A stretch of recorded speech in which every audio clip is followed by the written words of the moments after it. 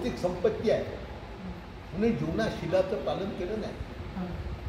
समजा एखाद्याने नंबर 2चा धंदा केला, अब्जावधी रुपये कमावले, त्याची कोणी स्तुती करते? त्याच्या मनात समाधान शांती मिळते?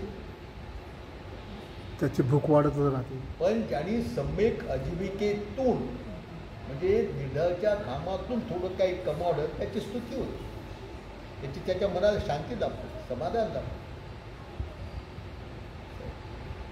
इतकं साधं सुद्धा उदाहरण आहे तर प्रत्यक्ष आपल्याला अनुभव येण्याचे. म्हणून बुद्ध म्हणतात बौद्ध धर्म मानव धर्म आहे. माणसानं माणसाची माणसासारखं कसं वाटतं पाहिजे. तर माणूस बनणं फार अवघड आहे. देव बनणं सोपं आहे. देव बनणं सोपं आहे पण ते लय माणूस सोपं बनणं आहे. माणसापेक्षा थोडा वागला वेगळा की देव. आता तुम्ही पॅन्ट शर्ट घातलं, तुम्ही पॅन्ट शर्ट सोडून भोंग हिंडू लागले, तुम्हाला देवाचा अवतार म्हणतात. शुद्ध पाणी पिण्याच्या अगोदर गटारातलं पाणी पिऊ लागले, तुम्हाला देवाचा अवतार म्हणतात. माणूस बनणं किती अवघड आहे. माणूस म्हणलं तर सगळं काय काय करावं लागते. खूप मस्त उदाहरण. माणूस बोलणं खूप अवघड आहे. माणूस बनणं.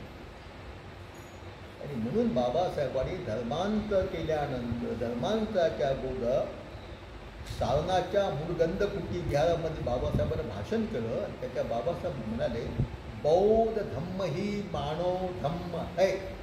बौद्ध धर्म हा मानव धर्म आहे. त्याच्यात माणसानं माणसाची माणसासारखं कसं वागलं पाहिजे ही त्याच्या चुकी. बाकी सारे धर्म ईश्वरी धर्म आहे.